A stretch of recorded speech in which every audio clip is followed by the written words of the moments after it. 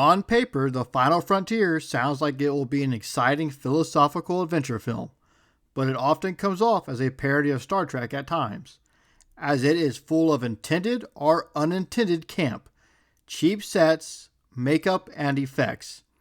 It can be comedic at times, but not enough to really engage the viewer. There are moments that are compelling and are of interest, but they are so few compared to the disappointment of the rest of the film to really make this one enjoyable. It is best to skip this entry unless you beg to be a completionist. Insurrection feels like a rejected Next Generation episode that they decided to expand into a film. While the story is interesting, it is not compelling enough for its nearly 2-hour runtime, and the action does not rise to the cinematic level. The film may have worked as a 40-minute television episode, but as a feature, it is just not that entertaining or exciting.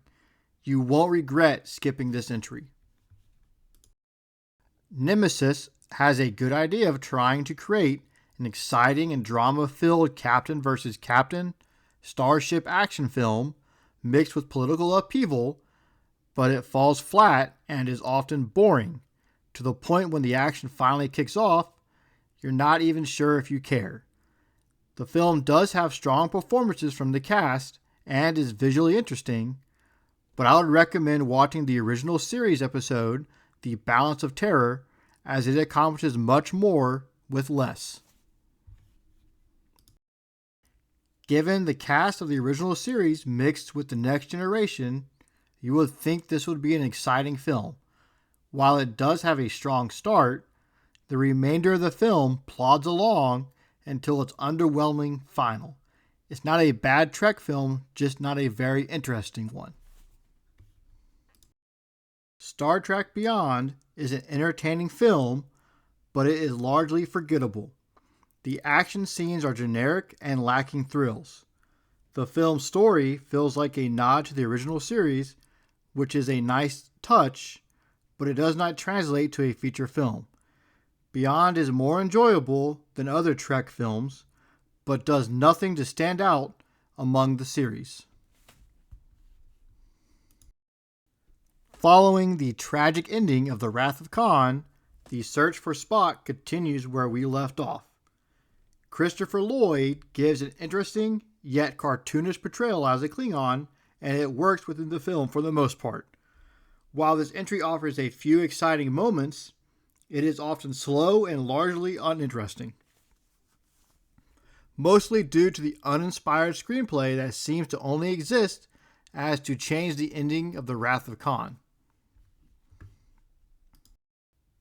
Into Darkness has a strong start and middle, one that is highly engrossing, full of strong performances, a relevant story, and exciting action.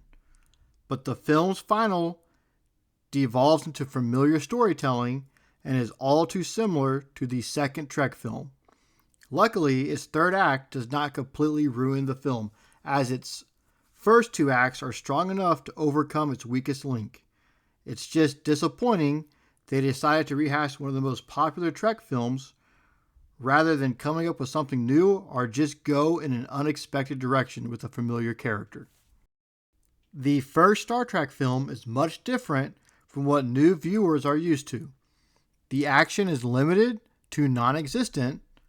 Instead, the film takes a more somber approach, offering grand cinematic scope and a more philosophical story that many will find dull, but if you're willing to immerse yourself into the film, you will be rewarded with a real spectacle and unique Star Trek film, one that happens to be one of my personal favorites. The sixth Star Trek film sidelines the action for a more Sherlock Holmes mystery type story. It largely works thanks to its sharp dialogue and compelling mystery-driven story. There is rarely a dull scene as you follow along, eagerly awaiting the conclusion to the mystery, making the undiscovered country incredibly enjoyable and one of the best of the franchise. Out of all the Star Trek films, This one has the strongest opening, one that is equally emotional and exciting. While this entry at times feels more like a Star Wars film because of its focus on action, luckily it does not disappoint. The cast, especially Karl Urban, nails their characters, paying both respect and breathing new life into them. The film also finds a clever way to integrate the story into the existing Star Trek canon. The best film featuring the cast of The Next Generation is full of humor and action, all blending together for an entertaining science fiction adventure featuring the series' greatest adversary. There is very little to dislike about First Contact.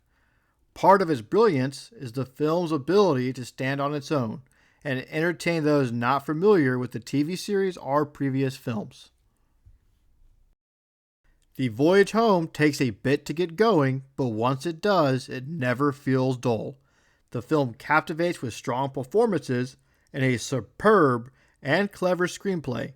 The film is a humorous adventure that even those who are not familiar with Star Trek can enjoy and follow.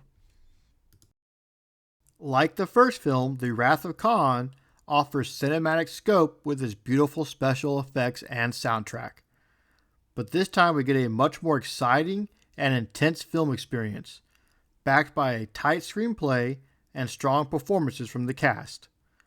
Many films in the series have tried to match this movie's perfect blend of drama and excitement, but none of them have been able to best The Wrath of Khan, and that is why it is the very best of the Star Trek series. If you enjoyed this video, please leave a like and comment what your favorite Star Trek film is. Thanks for watching.